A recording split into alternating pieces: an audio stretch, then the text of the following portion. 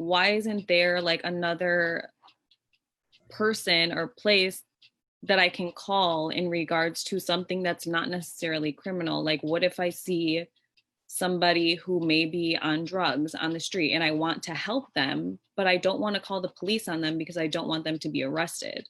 You know what I mean? Or something like that. I've always thought about that. Like, I wish there was somebody else I can call, because I really don't want to call the police on anybody. Because at this point, I don't want anybody to be killed because I called the police on them. Oh my God, I always think about that. Like, I literally thought about it the other day because there was looting going on around my house. And I was like, what? And people were saying, oh, they're trying to break into houses. They're trying to break into houses.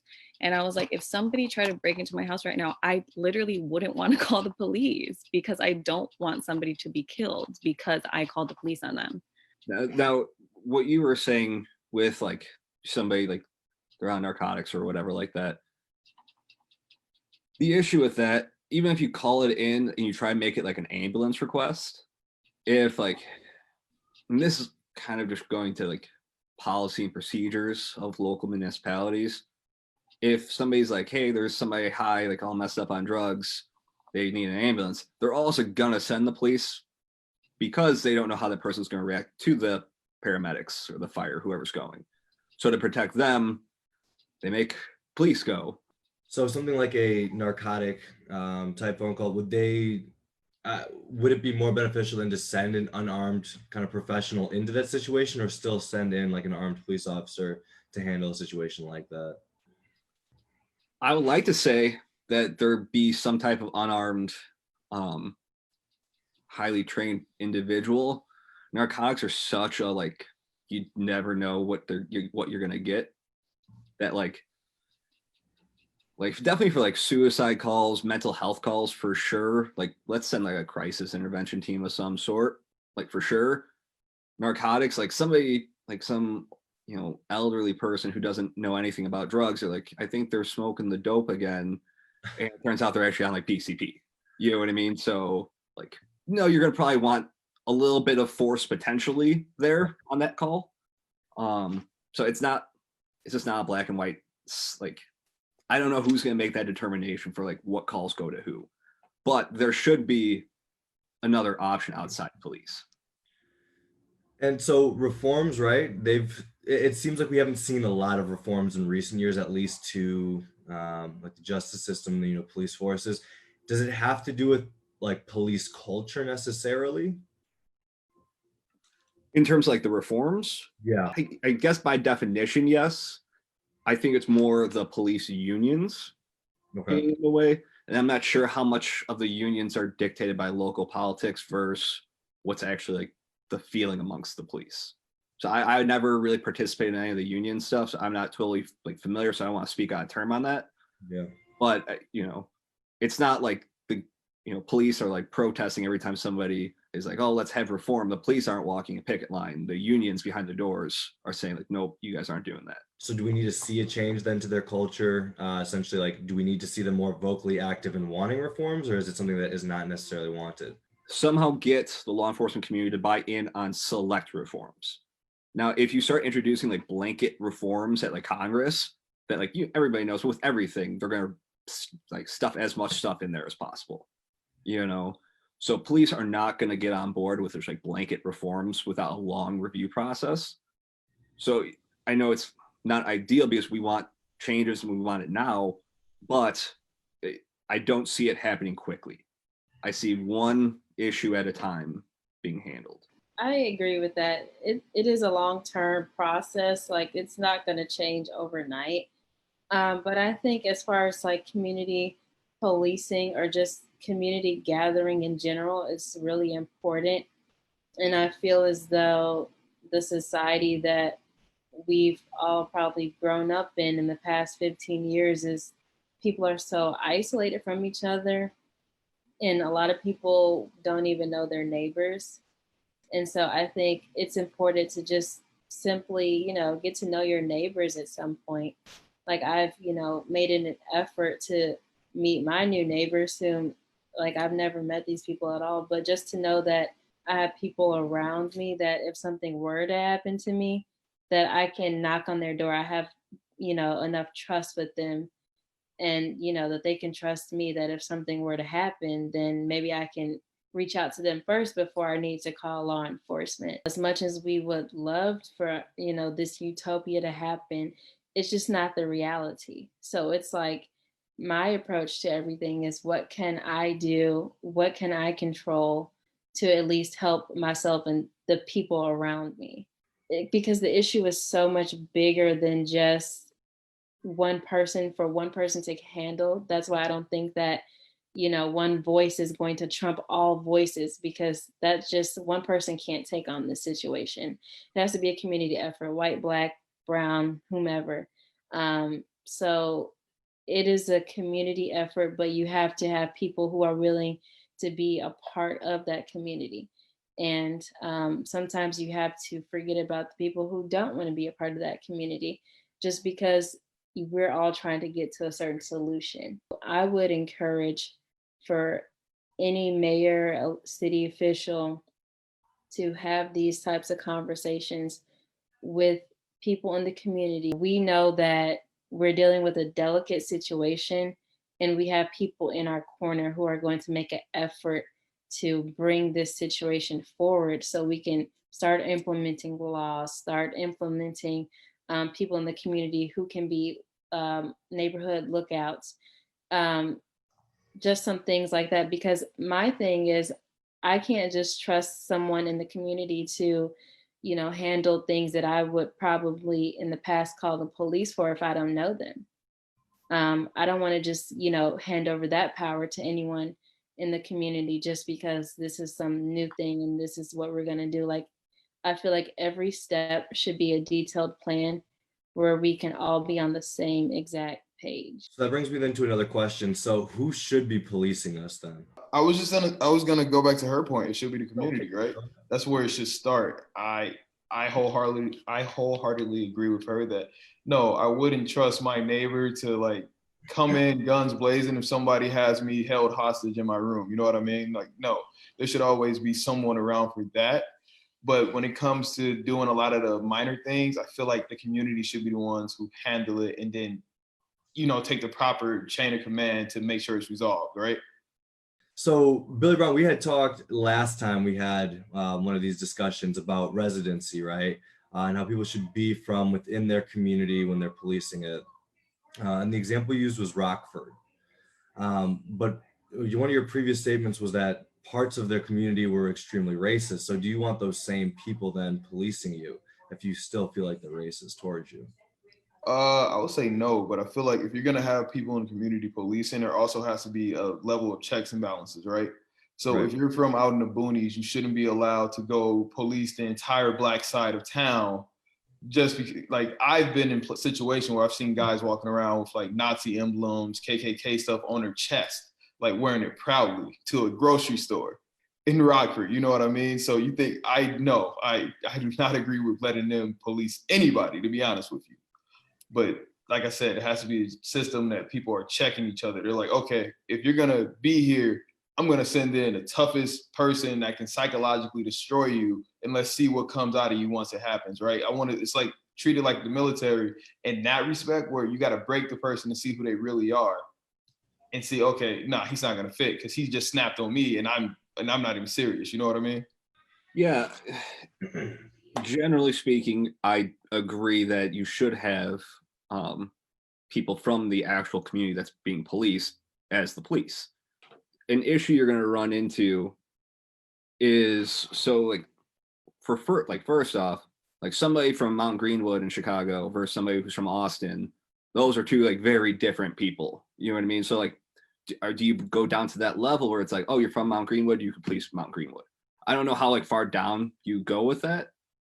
And then also some like some neighborhoods and stuff like that, whether you look at, education levels, however you're going to like narrow down the list of people who can be involved in it. Some communities just tend to have like lower education levels. They have lower, there might be criminal records involved. And then you have to go into like, okay, well, we're not going to count certain narcotics offenses. We're not going to count certain things against you.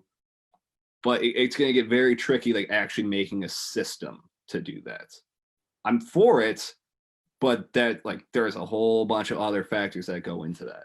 To your point about, different education levels and things like that, I mean, in rural communities, you don't really see the type of hyper policing in those areas versus I guess like inner city communities. I often think about the story of the Black business owner in Alabama who was, brutally beaten by police officers when he actually called the police because someone came into his store to rob him, and they mistaken him for the bad guy. When you are profiled for, driving a nice car, living in a nice neighborhood, like for instance, Markel and I, like we grew up in the suburbs in Illinois. There's been countless situations where Black people who've lived there probably like 10, 15, 20 years are still getting profiled for pulling up in their driveway when they actually live there.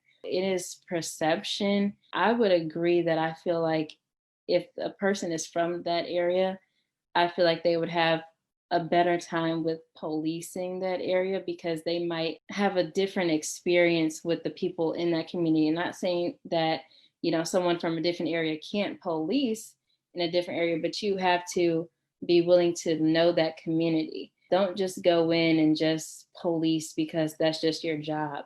Even in my position working in the media, though it is my job to uplift everyone's voice, I want to be cognizant of the voices that could hurt certain groups of people and vice versa. And not just thinking of it and just like, oh, well, they said this, so I'm going to cut this soundbite and put it in there.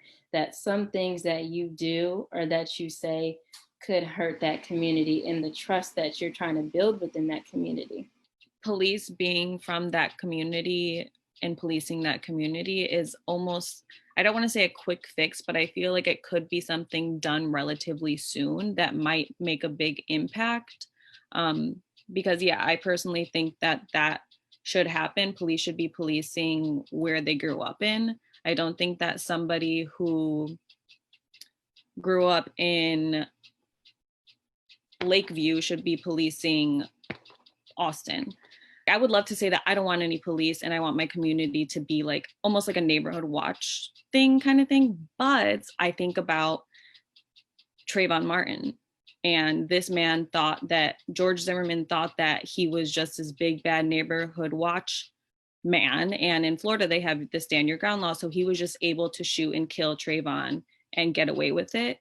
That's not what I want to happen anywhere ever again. So I feel like it's kind of hard to say like, yeah, I don't want any police and I want just neighborhood people to be watching our community. But then I think about Trayvon and I'm like, yeah, no, that especially places where they have stand your ground law. John, maybe you can comment on that.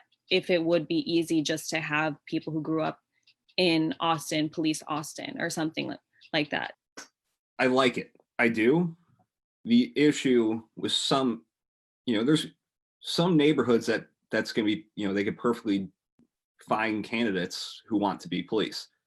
But then we keep mentioning Austin. I think I was the one who just started that off. I don't think you're going to find a whole bunch of people in Austin that want to be police. Because their relationship with police, there's already this, like, even though they had the opportunity then to be part of the solution, I think the relationship might be so far gone that I don't want to speak for those communities, but I don't know in some areas if you're going to be able to find the staffing to actually pull that off. If they can do studies somehow quickly that suggest otherwise, awesome. But another factor from the police union side of things is, so say they're like, okay, everybody's got to be from this town, and you're like, well, I'm not, and I've been working here for like 5 years. Like, well, you're out of a job. Like, they can't transfer you to your hometown. So like the unions will they wouldn't go for that widespread firing that would come with it. So that's gonna be a major obstacle in the way. Okay, so I don't know if you guys read it. There's a story that came out as soon as like the defund the police hashtag came out. It was the city in New Jersey. I don't remember the name of it. They've been without a police force for about 7 years. And they had the same issues, right? But the cops are actually part of the problem as well. They were deeply rooted in drug trafficking. They were causing a lot of the issues in the community. And to John's point, the relationship with the community and the police department was soured. Nobody wanted them there. But since like they got more people involved, and they're having an issue that you had, right? That you mentioned, where people don't want to become the police because they're like, no, I don't want to be associated, whatever. But they have some people who are able to do it. And it was something like the crime rate dropped, like, what was it, 52% or something like that? My numbers could be off. It's 50%. It's Camden, New Jersey. Yep. And there's a potential for it to work, but it has to be done the right way. Like they just abolished it and it happened to work, right? That's what it is. That was a trial and error situation where, well, yeah, it worked. Let's keep going with it. But in the places like I know nothing of Austin, right? But let's say in places like Rockford, where we do tend to be really high on crime and violence, and a police department just disappeared, of course it's going to drop, right? Because nobody's going to be reporting it for anything to happen. So of course the numbers are going to drop. But to get the community to really buy into it, I've met kids on the worst side of town, whatever you want to call it, that said, yeah, I want to become a police officer. I want to help the people around me. So I think if you're going to do it, you got to at least have a batch that's ready. You know what I mean? You got to be going in, planting that seed in people's ears saying, okay, hey, I know you're ready to graduate high school. You're going to go, do you think about college? No, you don't want to go to college. What do you want to do? It's like, you plant that seed, right? You get them ready, you get them primed. Like if you're gonna put this plan into motion, then you start like, okay, we're gonna get everybody ready in this community. We're gonna 6 months before, like we're gonna train them in high school. We're gonna get them going. We're gonna put them out community events. We're gonna make sure everyone knows your face. So when you mess up, they're gonna hold you like responsible for it. And then the answer, then like going to the next point, you said, yeah, mass firings. That's not gonna do much.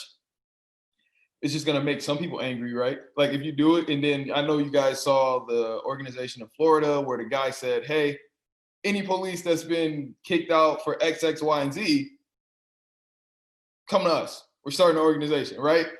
We can create that, and that can become a problem down the road 10 years from now. What I think a good answer to that would be, we can keep people on a force, right? But then we're doing the same thing. You're in the community every single day. You're hosting events, you're talking to these people, spend the night at one, you know what I mean? Something like make sure that these people create these friendships, these relationships. And I think that should happen in every community, to be honest with you. That should have been happening. And if we want to talk about, nobody said it, but this is an issue that we have right now. And some of the people are from those communities. Let's say I drive a 99 Pontiac Grand Am through the richest neighborhood in Naperville. You think I'm not going to get stopped? Right? That's one of the issues. I think they see you don't belong here at all. Why are you here? I think there needs to be something done to that respect where you're not automatically like, this person's about to rob that house. I'm going to stop them before it happens. And I don't understand that part of it. I never have, because I've been pulled over for nothing. You know what I mean? Like I went in Illinois State, the police department down there is trash, and they treat every student like that. They treat the black students really bad, because I've seen a lot of black kids on the side of the road while the police have a dog searching their car, and you're like, what? And you see them later like, no, I had nothing in my car, but they did it, and I've seen it multiple times. But the police department down there abuses the students because they're like, if I catch you with anything, we get paid. And I know, John, you probably can speak on that, like the ticket situation where the drinking tickets, stuff like that. I just think there's a big problem. You know what I mean? To respond to your like comment about like, oh, this car doesn't belong in this area or whatever like that. Definitely that's a thing. 100% agreed. Like I worked nights for like the majority of my law enforcement career. I also don't have like the most fantastic vision. Most of the time when I stop a car, I have no idea who's in that car. It could literally be a 90-year-old white lady or a 20-year-old black. I have no idea, because at night I can't say, like for the daytime and stuff like that, it's probably obviously easier to see. but not all of those are like actually like racially driven. There are tons. I know. You know, I can remember a story a professor of mine, my undergrad, actually told me, who was a police officer in a in a population that was mostly African American, and he would you know all the time say, like, if I see a car full of white teenagers, I'm knocking it down because they shouldn't be here. You know, you know, they're probably coming in here buying drugs or whatever they're doing. But like, it does go both ways as well. I'm not saying it's right. I'm just saying it does go both ways depending on the community that's being policed. Do we need to see a increase in police training then? Do we need to see like an increased amount of time? I don't know exactly how long police training is off the top of my head. But I have heard some concerns, especially from within this kind of discussion, where for someone to prosecute the law, or, you know, to go through and enforce, like, not to enforce it, but to go through and, you know, like a trial, it takes years of studying the law, where that time to enforce it is it's drastically reduced. So what are our thoughts on that? So in Illinois, it's 560 hours, which is like roughly, I think, 13 weeks of training. And the training standards, so there's multiple academies per state. Okay. They have like a curriculum that they do have to teach, but each academy starts to become like known for a certain style of policing. Like, they're teaching them the same concepts, but like how those concepts are applied in those trainings are different.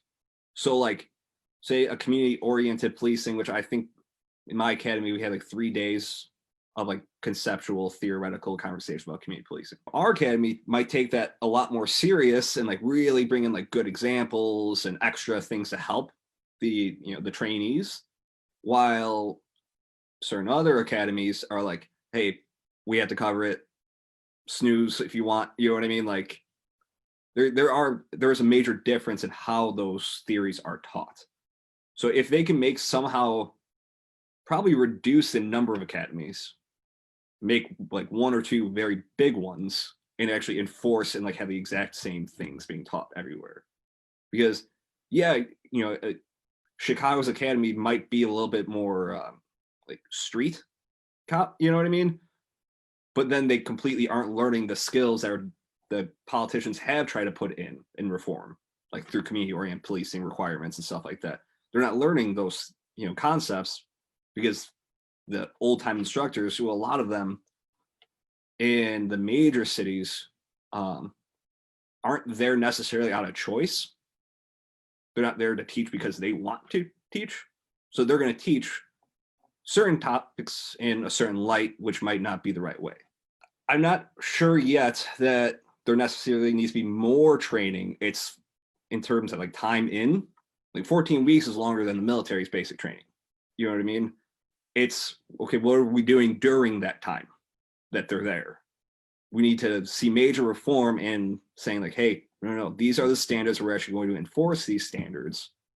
So everybody's on the same page. We're not going to see somebody like see a veteran officer who's like, yeah, you know what, don't worry about like crisis intervention. It's all bogus. They're like, oh, okay, it's bogus.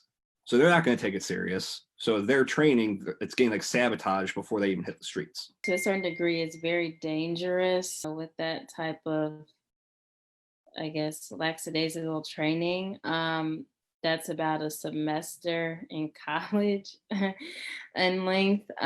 So, you know, and then the point about the ratio that you have more white cops policing Black and brown communities.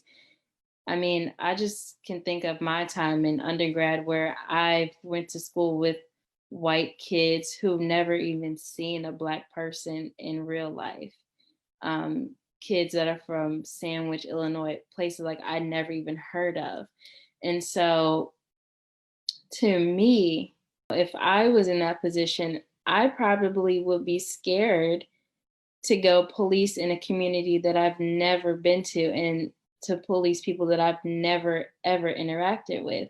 And if my only depiction of them is what I see on TV, or from what I hear my parents tell me about them, I'm going to react in that type of way. So when I go into a police academy or something like that, and we don't talk about um, discrimination and topics that I feel like don't apply to me because I've never experienced that, I'm going to go in that neighborhood and enforce my way of thinking, my way of living. And if it's not normal from what I see in my everyday life, I'm going to think that, you know, maybe this situation needs to be escalated 10 times more than it actually needs to be. Police chiefs and mayors need to take more accountability for the types of police that they're producing to police these communities. Killings are very taxing to people that come from that community. And what those conversations are like back at the station when those things happen, I don't know. But they should be more serious and have more weight to it than just, well, the situation just escalated and I just felt threatened for my life and I just needed to do that. What Nadia brought up was really interesting about, you know, what conversations are police having back at their police station when a Black person gets shot and killed by a police department or by a police officer. John, when was your last year? You were in CPD, right? I was at the Berwyn Police Department on the Oh, west. okay. Got it. And what was your last year there? I left there in October of last year.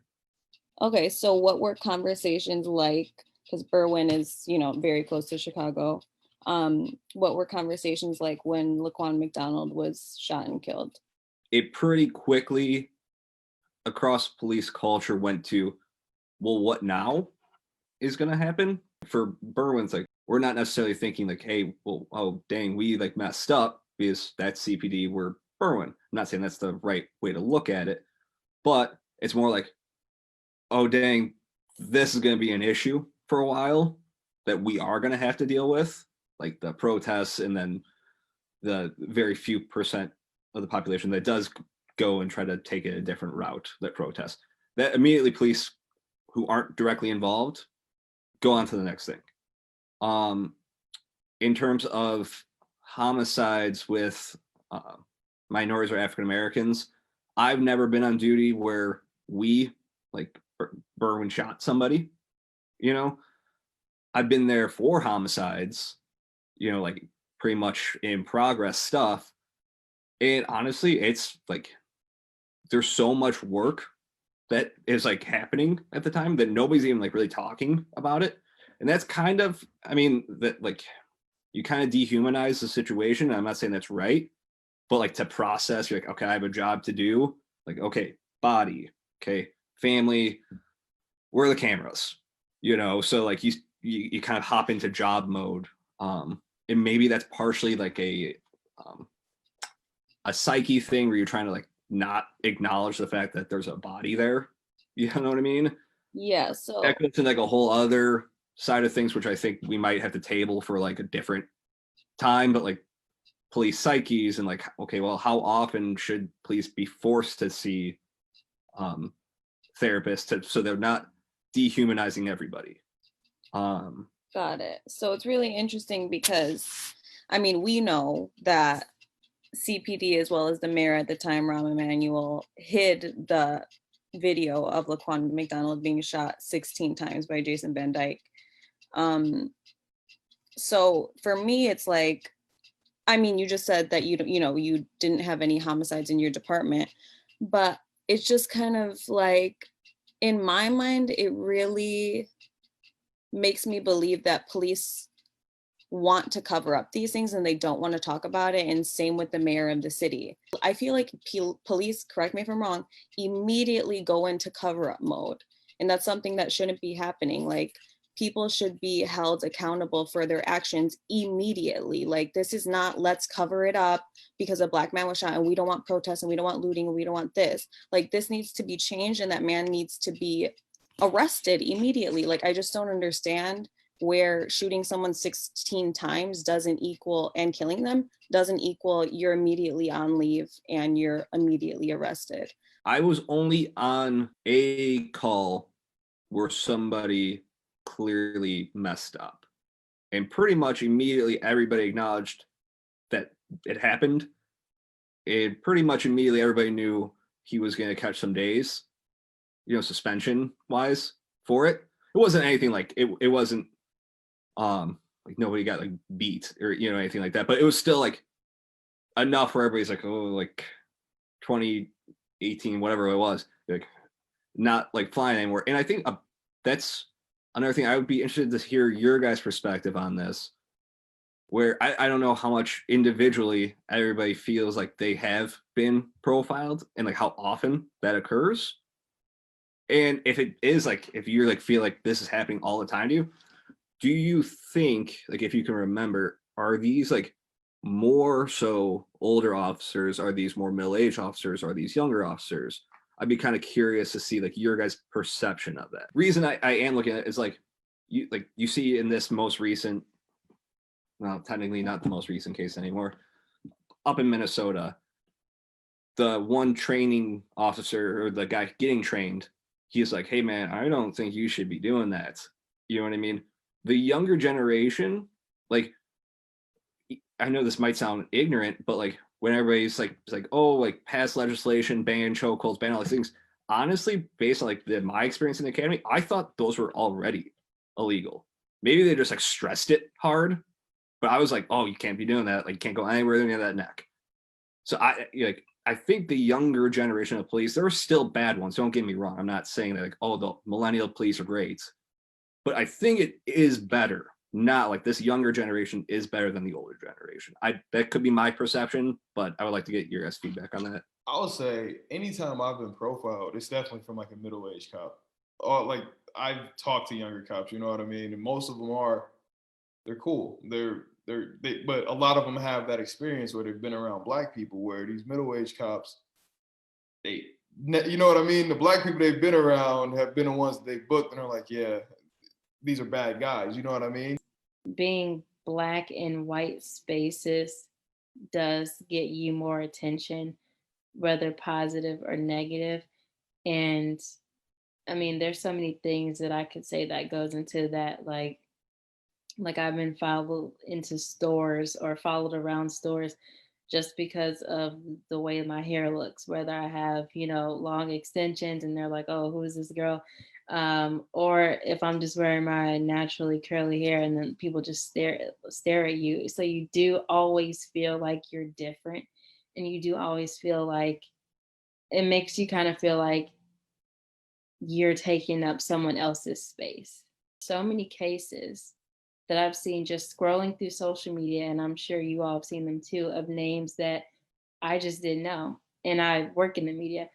People who've been killed 10, 15 years ago, whose families are coming out saying, hey, hear our story, because this got swept under the rug. And it does kind of feel like they're hiding those things.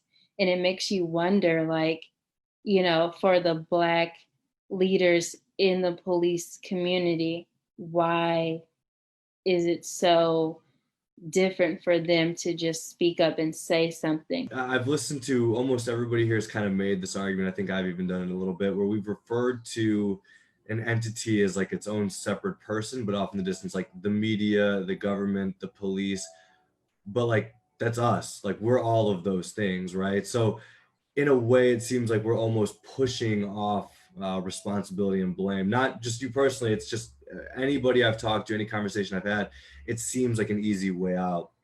So I want you all to just take a second, think about it. And then this is gonna be my last question is, do you think personally you've done enough? Have you held your company responsible? Have you held yourself responsible? Have you spoken out like you should?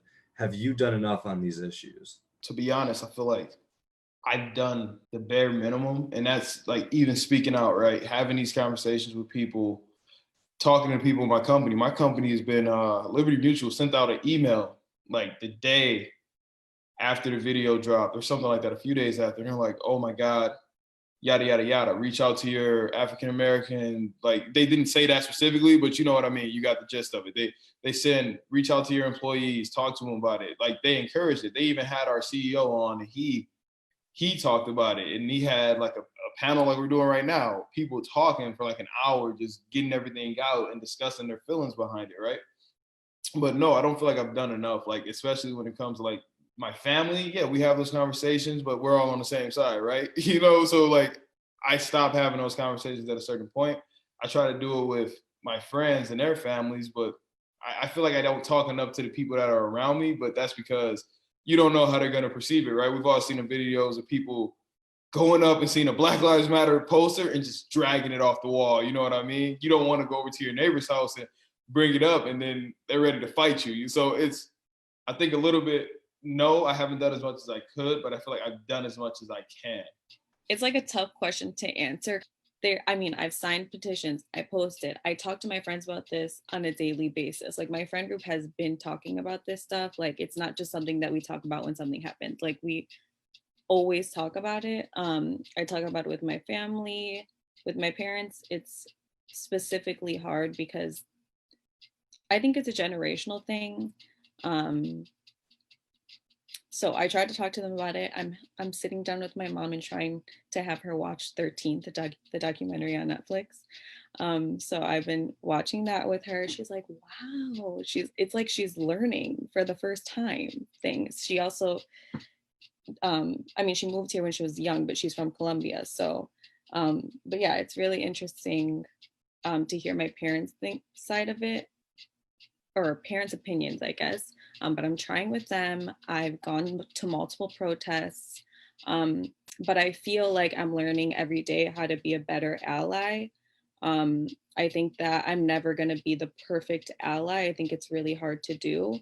But kind of like Billy said, I mean, I feel like I've done a lot and I'm continuing to do a lot. This is not like a one-time thing that, you know, it's not a moment, it's a movement. I'm sure you guys have seen that little quote somewhere on social media, but it's true.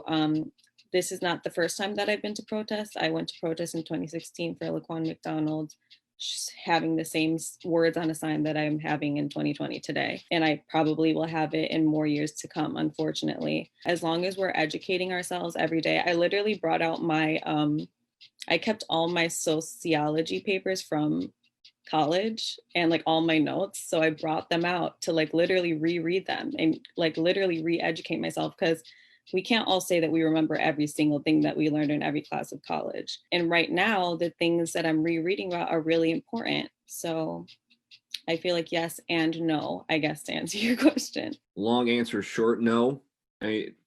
Especially coming from like my background experience, like, is there really like a limit to like, hey, yep, I did everything? Like, probably not. I like to think that as a police officer, particularly a millennial police officer, I'm not gonna like toot my own horn like you said, but like I was cognizant if it was an African American that I ended up pulling over, it's like you probably actually had a better chance of not getting a ticket, because I was like, this is gonna be a good incident here. Like this is gonna be a good moment with the police.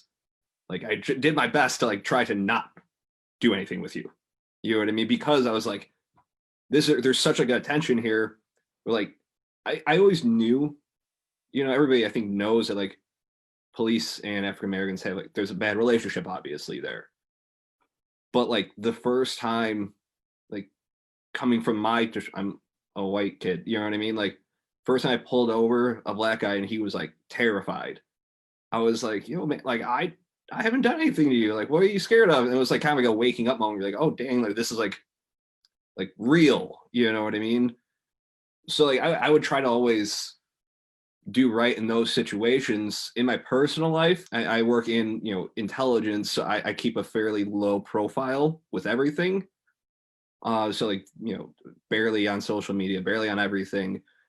Try not to go out to big events. But yeah, I'm trying to get out there. Obviously, right now, I'm trying to get out there more and actually speak out publicly, and try to help somehow. You know, like I said, I don't think I'll ever be able to actually like say like, you know, you can always find something. It's like, oh, did you give it your all? You could always find something that you could have done better, but like, I'm trying, you know. I personally don't feel like I've done everything. And the reason why I say that is because I don't think that any of us are where we really want to be with this situation. So to Christina's point, I too have taken the sociology course that I've never forgotten to this day.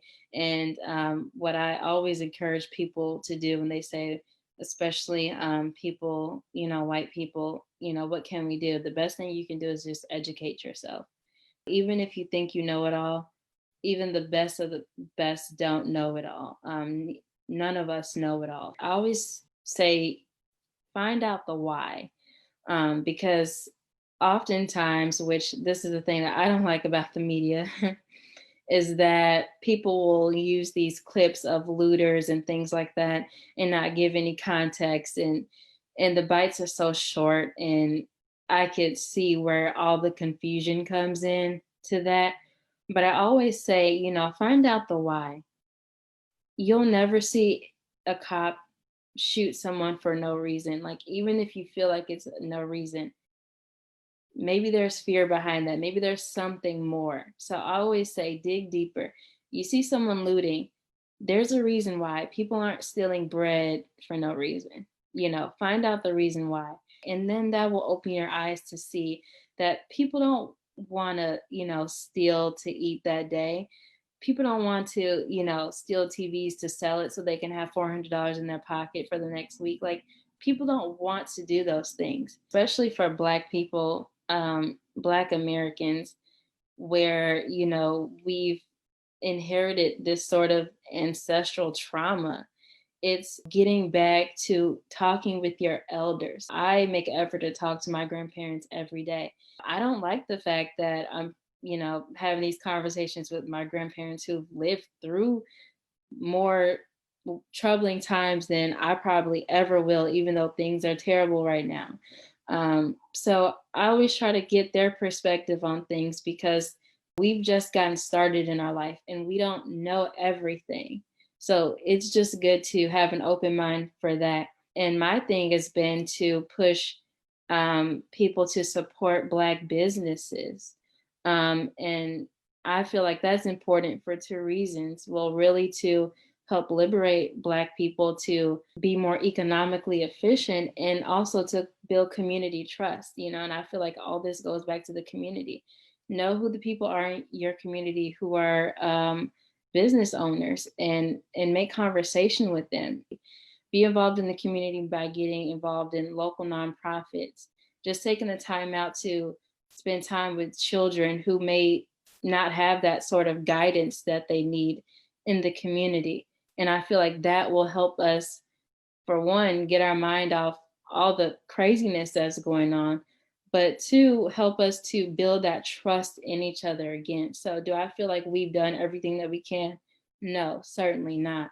Well, thank you, everybody. Obviously, this is like a generational thing, so all we can do is pick up the torch from the previous generations and move forward with it. And I think in all these moments, I always like to look in the future, right? So in the future, when they're studying the past, it's really the present for us. And so a lot of times when we're living, we don't really realize that we're actually like living through this historical moment.